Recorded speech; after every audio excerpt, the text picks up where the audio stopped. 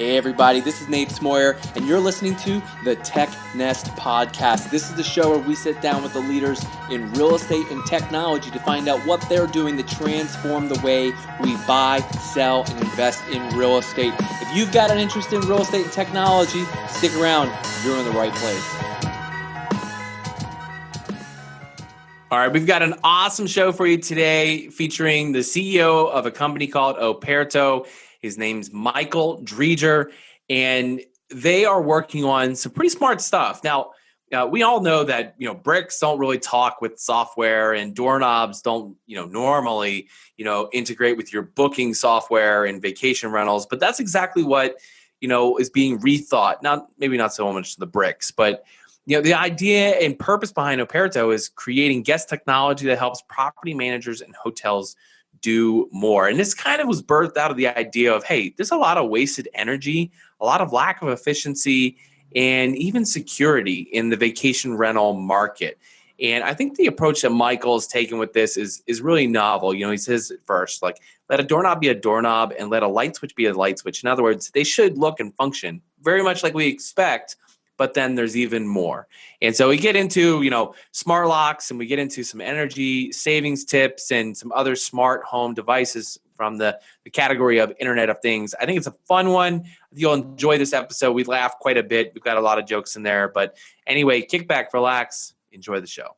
Well, hey, Michael, welcome to the show. Thanks very much, Nate. How are you? I'm doing fantastic. I've had far too much caffeine today. Now I even have a soda on my desk, which is like a once in every 4-week occasion. I'm very behind on my water, but caffeinated. How about yourself? Well, there's water in coffee, isn't there? And in a Coke? There is water in coffee. Embarrassingly enough, and I am embarrassed to admit this, but I'm going to say it. I have a Sprite Zero on my desk. I don't even know what possessed me to pick up this can, but I think I just needed the bubbly and didn't want the sugar. So, well, hey, I appreciate you jumping on the show today. I'm excited to talk about what you got going on here. I think what you guys are doing is pretty unique, and so we're going to jump into it. So before we go too far, please let everyone know who you are and what you do. So I'm Michael Driedger. I'm the CEO of Operto, which is a property automation company. Our specialty is in the short-term rental world. All right. Now, okay, maybe we'll come back to that later. I want to come back to the term short-term rental versus vacation rental, because that actually,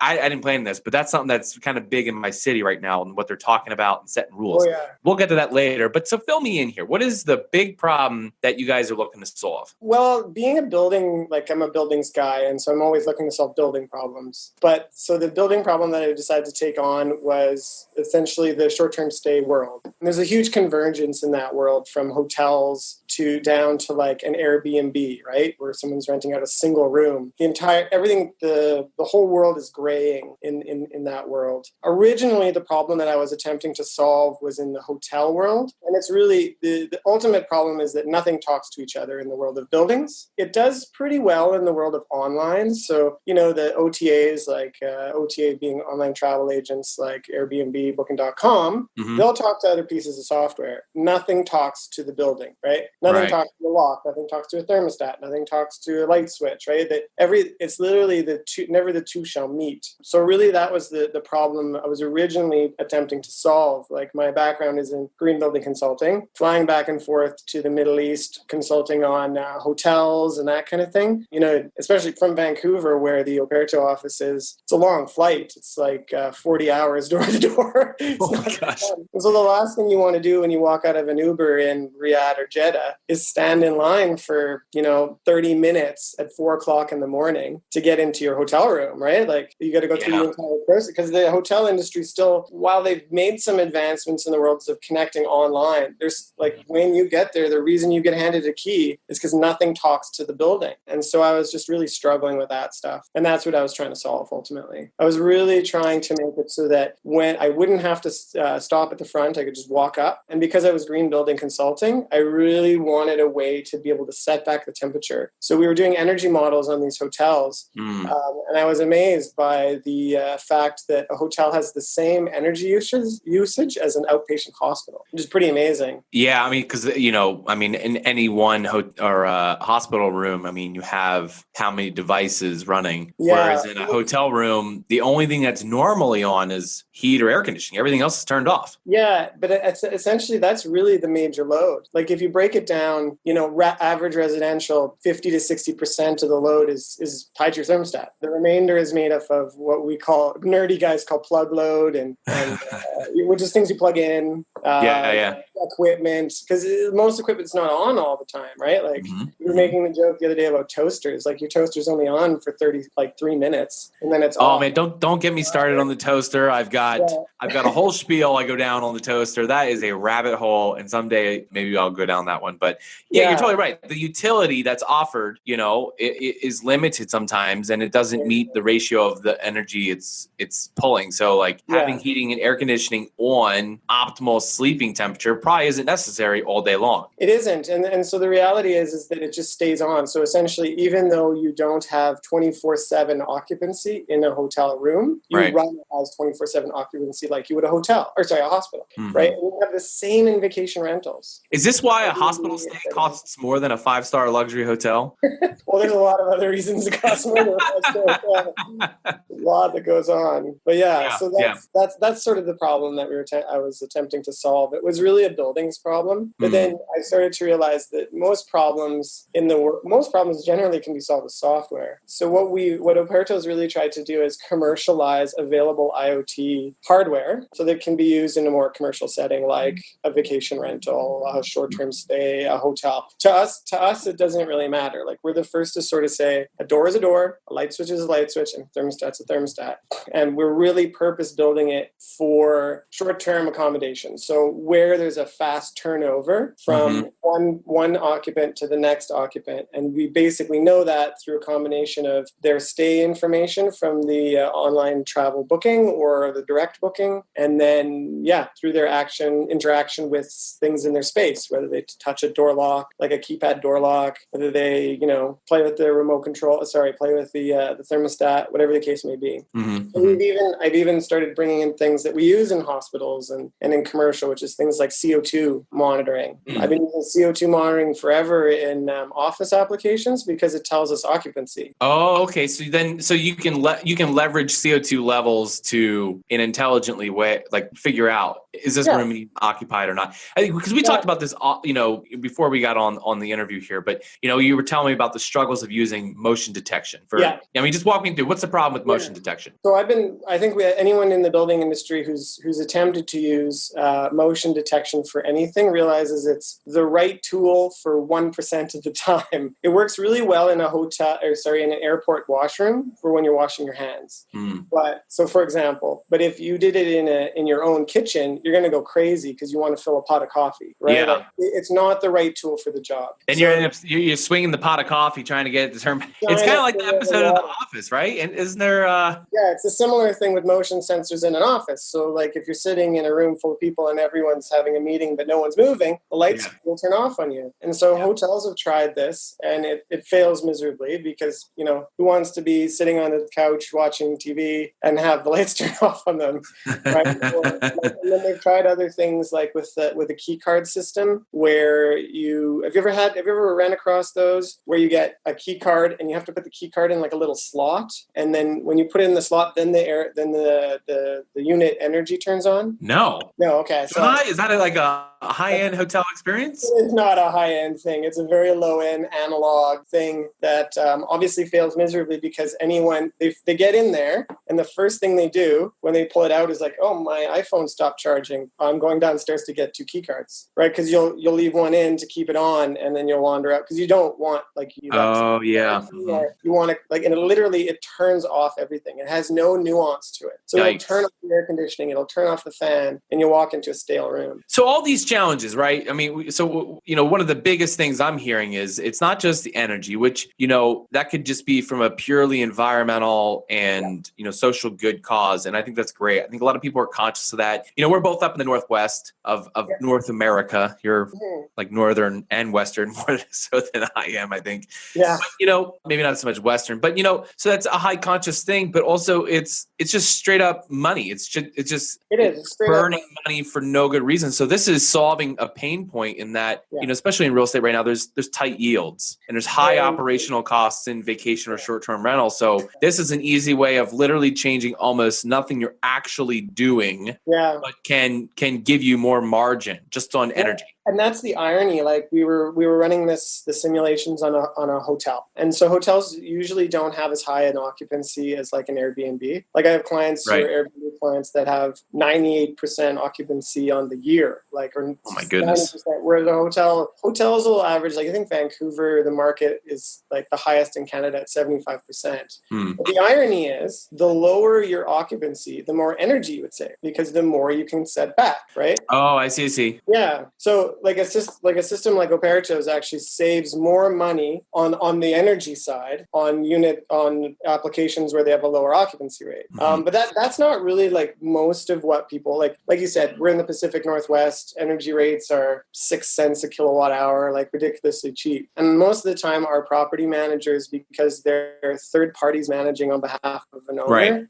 they're really their thing. They'll use it more of like a selling point to the owners to say, look, I'm taking care of your property and your asset in a very responsible way. And I'm thinking more than my job to make sure a person gets in the door, towels are clean, all the amazing complexities of running. It's the number one reason I still, no matter how many times I run the numbers, I'm like, I don't know that extra, even $1,000 a month, I don't know it's going to be worth it. I'm not so sure. Well, and that's the thing. Like it's barely worth it in the Pacific Northwest, but it's worth it in a heartbeat in Hawaii, right? Hawaii's utility rates are 25 cents kilowatt hour. Right? Yeah, there's also, what are your options in Hawaii? I mean, if you're going there, you're staying somewhere. Yeah. And so for our property managers, the number one thing they want is access, our access control system. Got it. What from the most operationally. So outside of the energy side, is there something else? Because you talked about like there's multiple components of the house or in the building or the hotel. They don't talk to each other necessarily because most of them are made of wood, brick, stone. Or they don't have any. They're individually programmed and they were never meant for really software. They're very simple computer type programs. So what are some other services or features that you guys tie into that improve the experience? Our main selling product is at a software level is our access control, which is a complete automation. So we work with I think you had Guesty on the show the other day. We work very closely with Guesty. So the way it works with our system is we have Samsung SmartThings controller that you can get from Best Buy, and a Yale Smart Lock, which some of our clients get from us. They can get it from Amazon, whatever the case may be. And that's a keypad lock. That's a really easy retrofit. So like I see in the background, you have a deadbolt on your door. It's a 5-minute exercise to take that deadbolt out and put the smart one on. See, I need to get one. I told you about my smart lock experience. It's been so terrible. And that's because what's been happening, it's really interesting. The smart lock market is really matured literally in the last 12 months, which sounds funny to say, but... So I bought the one that was 14 months old. Yeah, and you probably bought a residential grade one. So locks, so like the lock that we use for... Yeah, that's entirely the truth. Yeah, so the locks that we use for vacation homes are not the same locks we use for hotels. And even then, in a vacation home, is it a bedroom door? We'll use a different lock for a bedroom door than we will for the main door. Because it's all about like usage, because they'll have different grades of steel, they'll have different security requirements, different tools for different jobs. Ultimately, they can all, like we select them and they can all talk to our system, by the cloud, right? So we can see in real time when someone puts a code in, so we know they've checked in. We can see when they've put in their checkout code, which then alerts the cleaning team to say, hey, they've left, go ahead. Then your booking managers or your maintenance managers or cleaning managers, whoever you set up, get an alert that the cleaner's entered, and then the cleaner enters their cleaning code, and you basically, now you've turned over the unit, and you can make it available for booking. Or you can basically tell the next guest who's coming that they can get in early. So do you find that, operators and managers who are using Operto, are they reporting back them better experiences from the consumer side? Yeah, being absolutely. like a direct connection to that? And if so, like what's some of the feedback you're hearing most? So the feedback we're hearing, it's a surprise to people. It's almost like it's magic. In the apartment world, which is where we started, we also came up with a way to get people past the intercom in a multi-unit residential building. So through the front door, you talk to the intercom. So basically what we came up with was an Operto phone number. So instead of you getting a call on your cell phone, it calls our system for the unit, and then our system says, please enter your 4-digit access code. The guest puts in their 4-digit access code. Our system verifies that that's the right access code, and it unlocks the front door, unlocks the elevator, and then when they get up to the top, then they're interacting with a Yale or other smart lock, use the same 4-digit access code, and we know they've checked in. So the reviews on Airbnb are literally things like, oh, I arrived at 2 a.m. It was amazing. I didn't have to try and get a key handoff. I wasn't fumbling around. I used one code and I was in. It was like a magic trick. It is seriously a game. It's a total game changer, because you're so right.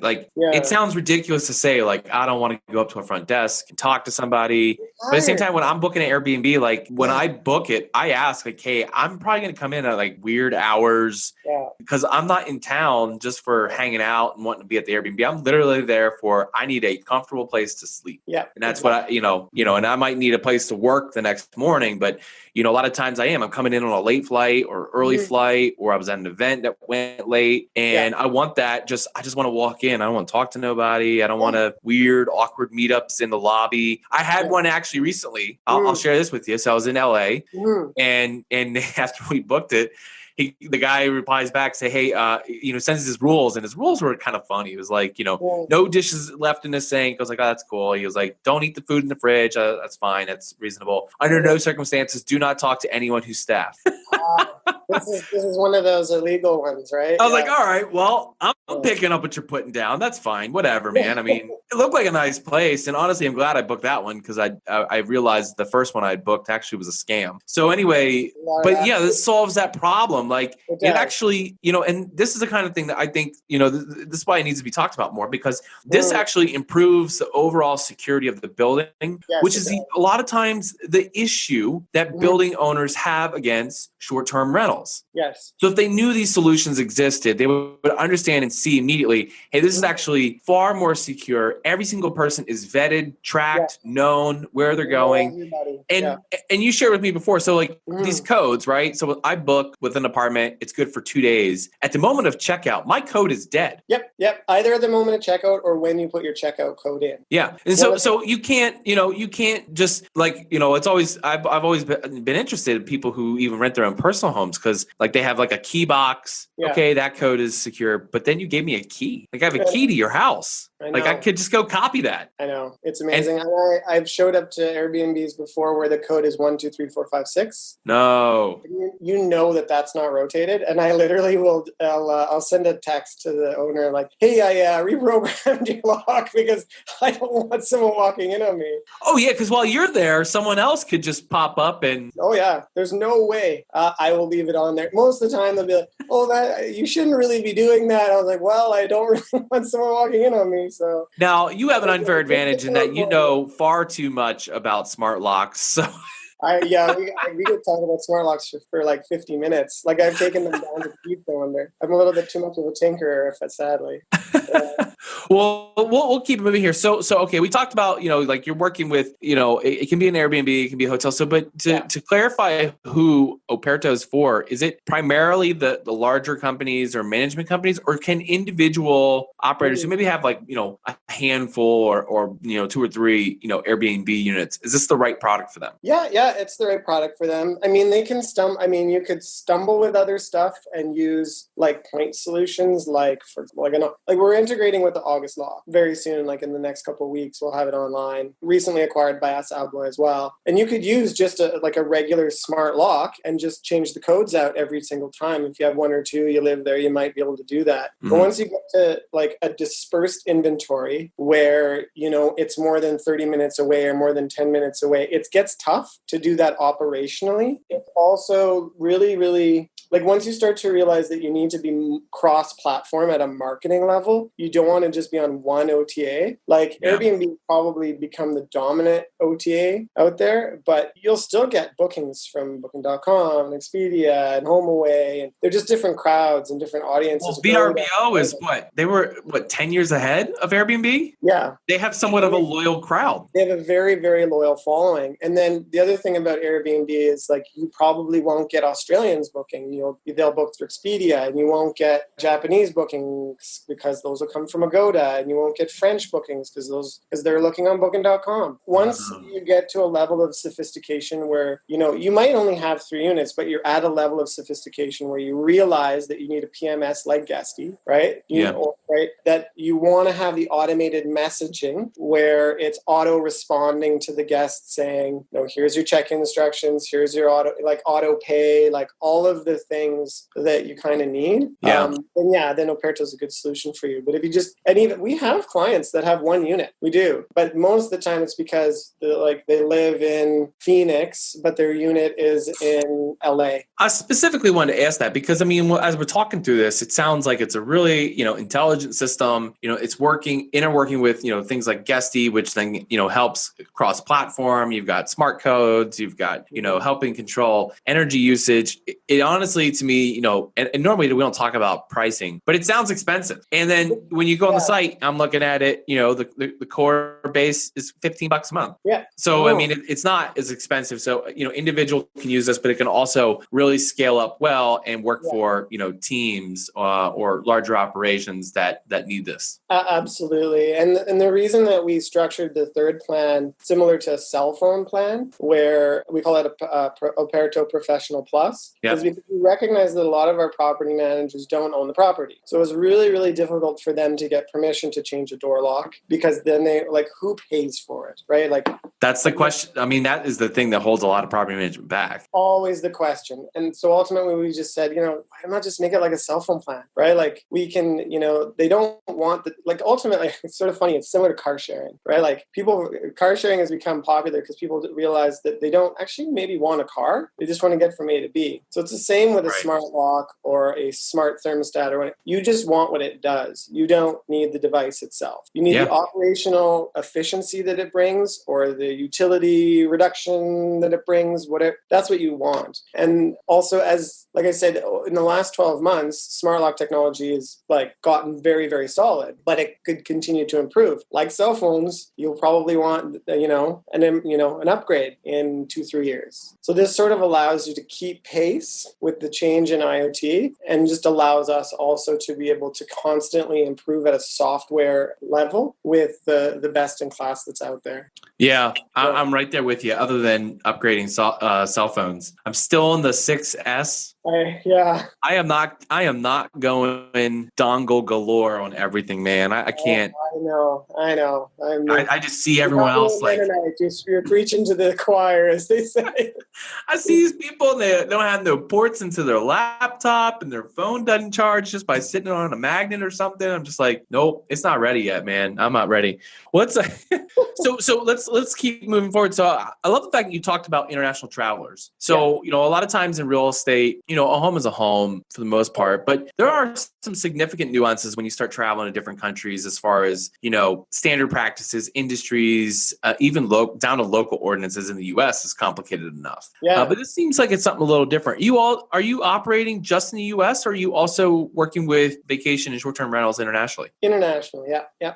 Japan, Jamaica, the UK. Well, Canada's technically international for you. Yeah, Canada's international. So yeah, no, we are we're all over the place and we're growing really rapidly. Our the thing that slows our growth is the lock. The locks vary quite wildly, but we're working with a really good sort of catch-all lock type for vacation rental locks out of Austria that has a really good retrofit solution. So it's similar to the August lock, where it just sort of turns the deadbolt on the. It's a pretend thumb turn, and it just turns the deadbolt on the other side. It's Yep. But it fits over a key. It fits over like a knob. It's really versatile. Yeah. Is that? I think I know that one because that's like you can have just that deadbolt rather than a doorknob and that you can just have that. Exactly. And then on the outside, there's a Bluetooth keypad. Yep. And this is back to the international travel thing you brought up, is that I'm a big believer that like it should work for my 6-year-old should be able to get in, and my 65-year-old, or sorry, my dad's 69 now. My 69-year-old father, Mennonite father, who refuses to carry a cell phone, can also get in, right? Like he has to be able to get in without me giving him a key. He has to be able to get in. You know, from a business perspective, you know, because I'm an advertising guy. So from a business perspective, when I hear of a product and service that solves a problem and it goes international, you got my attention. It's so interesting because it literally, I mean, your opportunity for, you know, improving the experience, especially for all the travelers. I mean, travel right now, we're such a good economy state. Travel's on the rise, work travel's on the rise. Absolutely. You know, just for the heck of it, nothing to do, travel's on the rise. But for us, it's about improving the experience of the property managers. So it's 25% improvement. Well, I mean, it's a huge improvement for the guests, but our focus is solely on making the lives of property managers easier. Like when we first started working with them, I've never met people who work more. Like you will get emails from them at 2 a.m, 3 a.m, 4. Like they work all the time. They literally are always working. I recognize that. I mean, there's so many challenges that we could talk forever about the challenges in property management. And genuinely, it's basically built around this. The way the businesses, you know, are set up as they are now, you have, you know, the constant battle of I have to take on more units to be more profitable. Yes. Can't take on any more units. I can't serve the ones I have. Exactly. And there's this ratio that we sort of measure success by for our clients, is that we always hope that if you come and you are managing between 1 to 10, right? Like one person can manage 10 units. We want to get you to 20, right? Like that's this is what we're trying to accomplish, right? Yeah. Like we want you to be able to know when someone's checking in, checking out, so that you don't have to go there. You don't have to sign keys. You're automatically passing virtual keys if you want. You know when there's a party starting. You know if there's over occupancy because you're getting an alert on your phone based on our CO2 and noise detection. You know that the temperature is setting back. You know that you can know when there's a party. Yeah, you know when there's a party. That's a big deal. Like in cities like Nashville, like they are Airbnbs everywhere. It is if you don't know this, it's the bachelor and bachelorette party city of America. Yeah, it's like Vegas. Yeah, I know. But I know we have a lot of clients in Nashville. I've looked at a lot of the listings, and they actually say no parties. Yeah. With basically the idea of like, hey, you know, it's fine that you and your 10 friends want to come here, but you know, throwing a rager is out of the question. Do not do. Yeah, absolutely. Yeah, very cool. Yeah, so like it's with just 3 devices, we can basically tell you with CO2, we know how many people are in the space. That might not be a party. That might just be too many people in there. Yeah. Or it might just be that, I don't know, they started cooking or something. So that's not an alert to our system. If there's also noise, probably. And then if there's 20 opens and closes on the door, put those 3 pieces of data together, that's a party. Right? Like that's the thing, is like the thing with data is the more data points you have, the more you can make good decisions. Do you just call that metric open closes? Wow. I feel like we need an official metric right now to establish for the industry moving forward. Yeah. If you have so many doors open and closed with, you know, per minute, what that referred to as. Yeah, because it might not be a party, right? It might be that you're moving groceries in and out, or you have multiple bags because you got 5 kids, right? Sure, yeah. But combine that with noise and the CO2. And there you go. Yeah. 40 kids all coming in at once. My kids I want to move a little bit more into, you know, kind of about how you guys have been growing. So, you know, taking a look at the site, you know, you go through the site, and that's the obvious step one for me on my research. But I mean, you have all the best partners in the industry: Airbnb, Booking, VRBO, Guesty. You know, talk me through a little bit about the strategy behind why align through these partners. I mean, obviously, you know, there's hotels. You could have went straight to the hotel route. Yeah. There's no shortage of inventory there. Yeah. You know, it's, whether or not they're battling how they're battling Airbnb, they're still doing well right now. They're for the doing most very part. well. Yeah. So what was the strategy you're thinking behind these particular partnerships? The strategy was that it's just the most modern platforms. We could do the most automation. And it was also a strategy of, we were cognizant, and I was cognizant, that hotels really struggle with change. Like any really established group with a very good, strong model that's successful is going to be very against change. And the reason that they're pushing against Airbnb isn't, there's been OTAs around for a long time. They're used to them. It's because it's a paradigm shift for them. And paradigm shifts are hard, especially for established players. Like when we first did our first hotel, it was funny. Like the guests would come in and go, so I just go up to my room, and the people at the bar, it's a very nice bar, a beautiful bar. They're like, yeah, just go up. If you need anything, come down. Like, so that even the guests have trouble when you walk into a bar, when you walk into a hotel, you expect to have to do something. So it sort of, it changes the relationship, and they're not used to that. Like they've been doing it that way. Like if you think about it, hotels have had a front desk for like as long as hotels have existed. I would say since we've been measuring time. Since we've been measuring time, right? Like keys are 2,000 years old. The Egyptians came up with them, right? Like they've been around forever. It's the way that we're used to interacting with spaces. Yeah. So to remove it is really, really difficult. It almost changes your business model, which for them, that's really tough, really, really tough. But the new players, right? The people that are coming into the market in the last 5 years with the growth of Airbnb, huge growth of Booking, huge growth, and Expedia and HomeAway and VRBO, like you said, they were ready, right? Like they have all the new tech. They have dynamic pricing engines that are automated. They have Guesty, which has a unified inbox that auto responds like an AI. Like you don't see this in the hotel industry. It is beautiful. I kind of want to just like I want the experience, or at least seeing behind the scenes of like managing a busy portfolio of Airbnbs, because I can imagine, but I don't think I get it until I would see what it would be like to be in that driver's seat. I can't imagine trying to run this business 10 years ago. And that's the other thing. They have the biggest pain point, right? Like a hotel, if you have 120 units as an Airbnb property manager, they are spread throughout the city. Like you might have 20 in one building. If you're a hotel, all right there. You've got laundry there. You have none of the challenges that the others have. So you're a little bit more comfortable. You don't need the operational efficiencies because you've built such established operational efficiencies based on a single location. Got it. Yeah. I love it. I thanks for sharing all that. That's been no worries. So, obviously the partnerships, aligning with such companies can really help you grow, because basically you can quickly identify, who's working in this area. But, obviously one of the things I like to ask people when they come on the show, like, what's something that you tried though that maybe didn't work out, that you realize, hey, that's not a good direction. Let's focus our energies over here. Lock types and apps. Those are the two things we tried that didn't work very well. We tried using some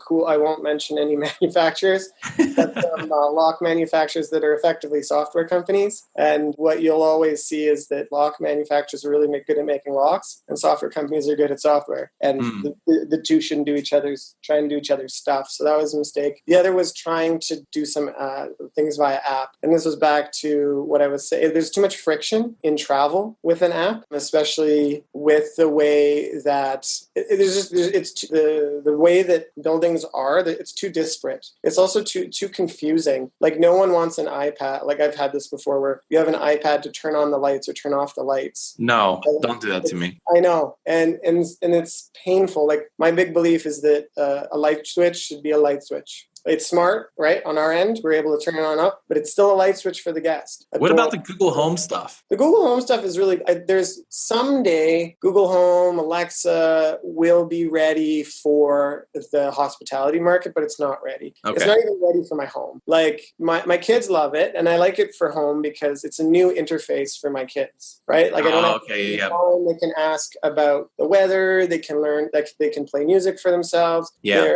But it's not ready yet because there's so many authentication issues, right? There's, you know, you put Alexa in a vacation home, you have to tie Alexa to an Amazon account. Now the guest can say, hey Alexa. Oh yeah, you don't want that.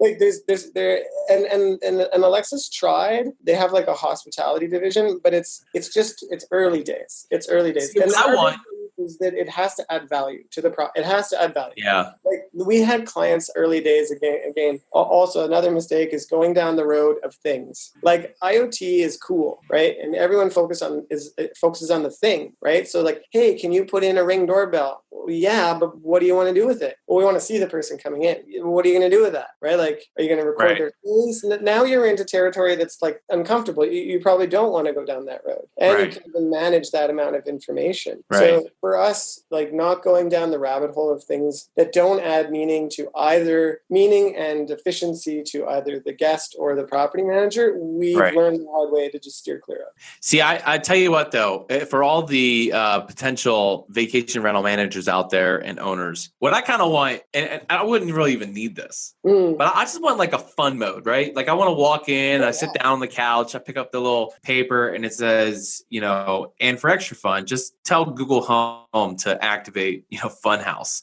You know, and just like set off some lights and set off some music and, you know, or whatever, like, I don't know, like a little Tesla type of Easter egg. I mean, and we can do all those things, and we've done them as experiments, but then you know, you sort of say to the property manager, how much would you pay for this? And they would go, well, I don't really need it. It's neat.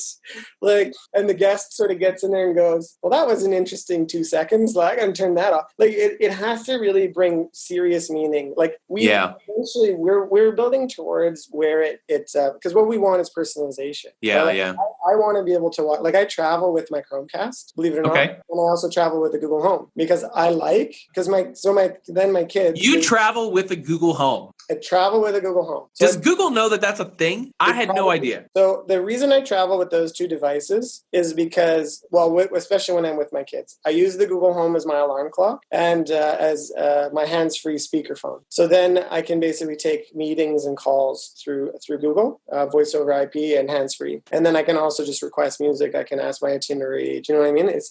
I have a very personal relationship with Google because I'm on Android, right? You might. That is literally the best quote we have had yet ever of all the episodes we've done. I have a very personal relationship with my Google Home. Well, it's a funny thing. It's what is that movie where the guy what was it where he falls in love with his AI with his I don't know. I'm not a movie guy. Yeah. I can't remember what it's called. Yeah, I had Joaquin Phoenix or something. Anyway, yeah, and the Chromecast is just so that I can cast Netflix or I can put something up on the screen from my computer so that I can have I can basically have two screens. Right because not every place has something where you can actually log into a Netflix. And if you're at a hotel, man, hotel TV. Oh, I know. Oh my goodness. And that's the thing. So that I just sort of see as the future, but the level of personalization has to be there. So if I so that's why I travel with my own Google Home because it's connected to my account, my itinerary, my agenda, my music, my everything. To do that one step removed into someone's, that's what we want. That's what we want. Like Nate walks in and says, hey, play my favorite. It knows Nate's playlist. That's what we want. That's meaningful. That's personalized. Interesting. I love that. I love thinking through that. That's very cool. And the thing is, even though what you're talking about, and I admire, you know, we're making the job of the manager better or easier or less stressful.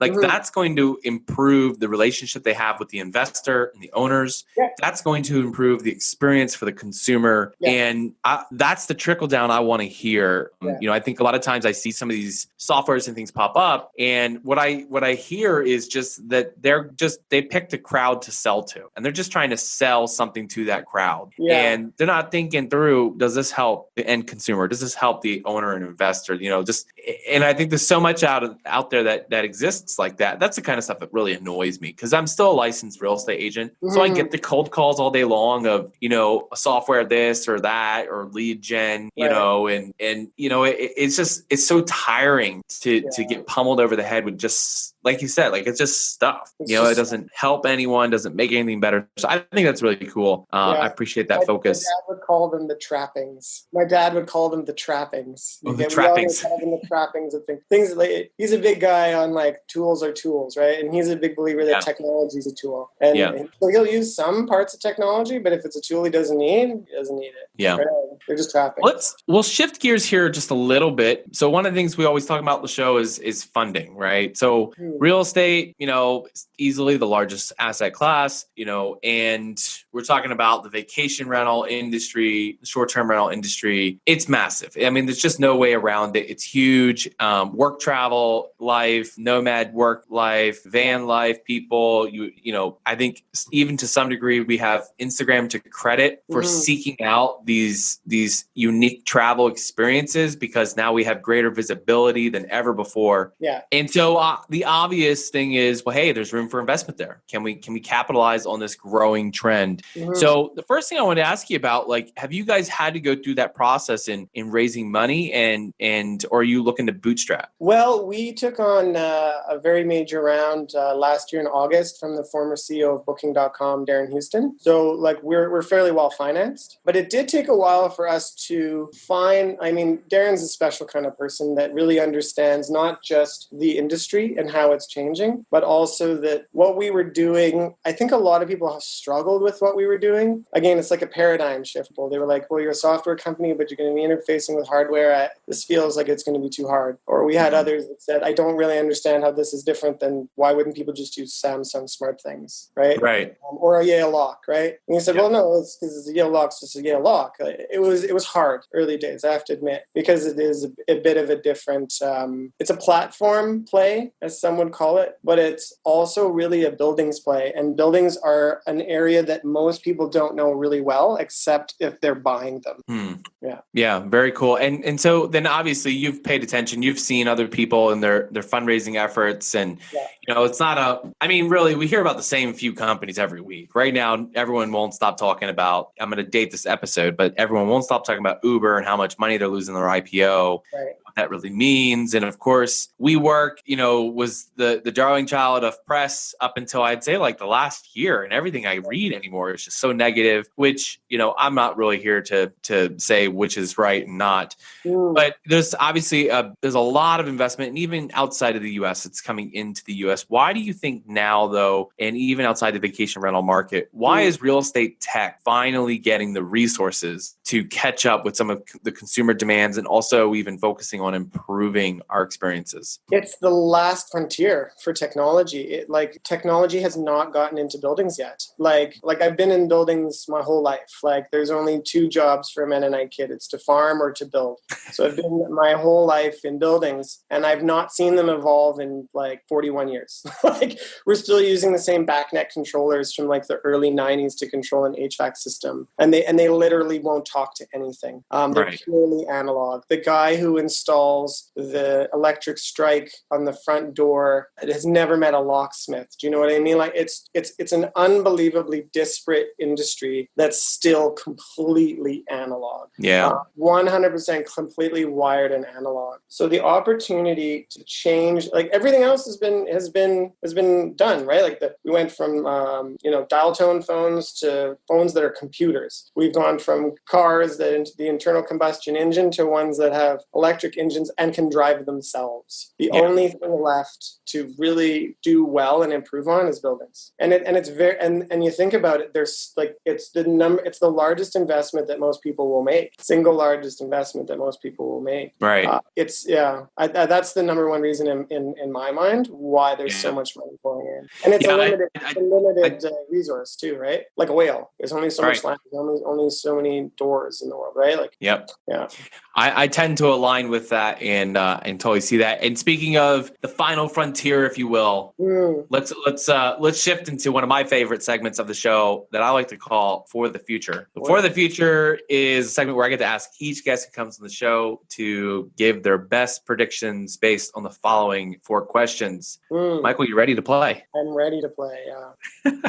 All right. Question number 1 here on For the Future. What does Operto look like 1 year from now? That's a good question. So a year year from now, we'll definitely be kind of all over the world. We will be in 1 year from now, we'll probably be in one other language other than English. That's a big thing for me. The world, I speak 3 languages. Like it's rare for Canadians. In Europe, that's the norm. The world is Which languages do you speak? You can't just hide that. Yeah, well, I speak English, French, Japanese, and my Arabic's quite terrible, but I speak a little bit Arabic. Wow. Yeah. Very cool. Mm. All right. Question number 2. What will the housing market look like 1 year from now? Oh, it depends where you are. The world's a big place. Feel free to contextualize it. Contextually, well, Vancouver. I mean, the thing that's really interesting is that as people try to adjust markets because they're either too expensive or not expensive enough, there's always like I always say that real estate's like dancing with an elephant. When you start swinging it policy-wise one way, it's really difficult to swing it back. So what we're seeing in Vancouver right now is the elephant swinging. So it was really unaffordable, and they layered like 17 different types of tax and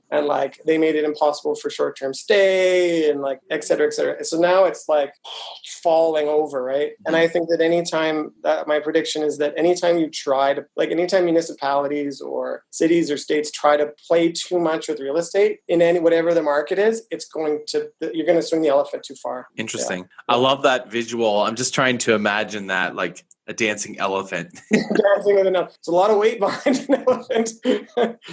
I got to ride an elephant once. It was terrifying, absolutely terrifying, just knowing that I was at the complete mercy of an animal the size of a dump truck. Mm. All right, question number 3. What's one industry trend you think will continue, but you wish would go away? That's a good one. Apps, honestly. I think it's already starting to go away. People, like clients kept asking, like, what does your app do? And I said, if I make you an app, I've failed you. And I need another app on my phone, like I need another hole in my head. How many apps do you have on your phone, do you think? Oh, more than 100. I have 40 smart home apps alone for different products. Now you're testing stuff, obviously. Yeah, because the idea is that we basically want to take all these disparate applications and make them into one meaningful automation for one reason or another, right? Like you don't be managing 40 different apps on your phone. You want to just be alerted or whatever, or have it run some form of automation. That's essentially the goal, is to just pare everything down. Yeah. Got it. Very cool. All right. And question number 4 for the future. What's one thing you believe will dramatically change or fade away in real estate as a result of technological advances? Keys. That's the easy one. Keys. No more keys. I don't think it's that far off. No more and I don't mean just like a metal key. I mean like a plastic fob or a plastic key. Is that what you want to see, or just none of it? I want to see none of it. No more keys. No more keys. No more fobs. No more physical handoffs. And replaced with touchpads or fingerprints or eyeballs. Touchpads is probably the best way. China's already got eyeballs and finger pads. I have a finger. San Francisco. Did you see the news about San Francisco? I did, yeah. First city in America to ban facial recognition. I saw that, yeah. And then there was another article I was reading recently about a building in New York where they put in all smart door locks. Right. But they were all either app-based or fingerprint-based. And it was overturned. Nope. There was one 90-year-old guy who was like, no, like I need some other way to get in. Like but I won't do fingerprint either way, because that's a violation of your personal rights. And that's why for me the keypad is just, it doesn't have to be fancy. It just numbers, right? Like it's, if you can dial a phone, which, let's be real, there's a whole generation coming up that ain't ever dialed a phone. No, my kids haven't. But I mean, it's proven to be, hey, this is a basic, simple ability. We should use the example of a calculator. If you ever use a calculator, you can use this lock. Well, even on a smartphone, you're entering digits onto a virtual keypad, right? Sure, yeah. You're still pressing virtual buttons on a screen. So someone should make a rotary doorknob just for like the novelty and nostalgia effect. Like what Nest did with their thermostat, so it looks like the old school Honeywell turn thermostat. That's what that's based on. Because it's supposed to look familiar. It's supposed to look familiar, but it doesn't look familiar to my children. That's what's really funny about it. Like, and that was another one. We tried using Nest thermostats, and I think they're great. Like, I have one at home, but they're not like my mother-in-law would pull it off the wall, and my son would just like play with it all day. because it's a learning thermostat, I had the most schizophrenic experience ever. Like it was just up and down and up and down. Until it figures out its way? Well, it's learning off of like its behavior. So I just had to set it to not learn. Oh. That's the other thing, right? Like that's the thing why I say we have to commercialize some of these residential products because they're meant for home use, right? Like it'll learn your pattern, which is but if you have totally good. 5 different people throughout the week. Yeah. You got a guy from Scandinavia that likes it really cold. You got a person from Australia that likes it really warm, and now it's learned the average of the two, which is basically uncomfortable for everyone. So these little details you have to think through when you're putting in residential grade hardware into commercial application. Got it. Yeah. All right, Michael, we're going to move to the last 3 here. These questions are more focused on you personally, so our listeners get to know you. All right, the first question of the last 3 here is, what are you reading? I'm reading Loon Shots, not Moon Shots, you had trouble pronouncing my name. I have trouble with his name, Safi Bakal. Okay. It's fascinating. It's about how crazy ideas basically are always frowned upon by everyone because they're just hard for people to understand, and that it's really structure that makes them work and gives them application. So it's excellent. I highly recommend it. Yeah, I think you told me that previously because I know I recognize the name of that and I can't tell you why, but I'm pretty sure you told me that prior to this call. Everybody's reading it. It's very, very good. Yeah. Question number 2, who are you learning from? My entire team. Like I've got an amazing, very diverse team. Like I learned a ton from Darren. He's probably the smartest person I've ever worked with. My CTO, again, like everyone's got their own skills. So I go to sleep absolutely broken, like just trying to process all the smart things that smart people are saying to me all day. It's that can cause some significant imposter syndrome when you're working with such smart people, but that's when you know you did the right thing. Yes, accidentally.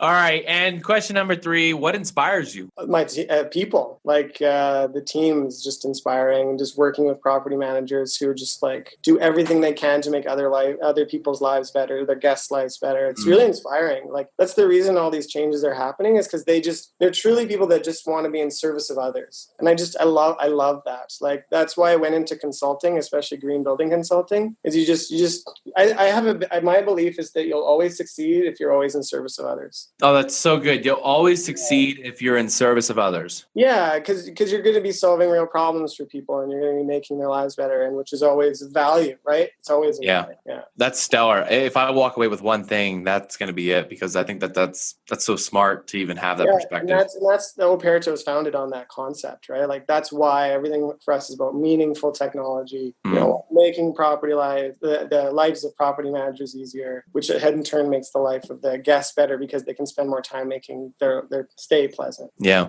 The trickle down effect. Yeah. Totally. Michael, thank you so much for your time and sharing so much. I wish we had another hour to talk about locks, but we got to wrap it up here. Before we wrap it up here, if people want to reach out to you or they want to learn more about Operto, where do they go? How do they do that? You can go to the website, www.operto.com, which is spelled like it sounds, Operto. You can email us at info. That'll go to the right person. They'll get it to the right people. Yeah, and we'll have all those links in the show notes wherever this is posted so that you'll be able to get that info and reach out if you want to. But well, Michael, let's keep in touch. I know we're only like 40 minutes away. I said, I'm going to drive down and we're going to have pho one day. Yeah, come down. We got Soy House. Well, Soy House is like the spot for the pho, man. That's the one. That's the jam. You come down, I'm treating. I could eat pho all day. If I come down for breakfast, we can still have pho because I'll eat pho for breakfast. You tell me what time. If they're open, it's on. Awesome. Let's do it. We'll schedule it.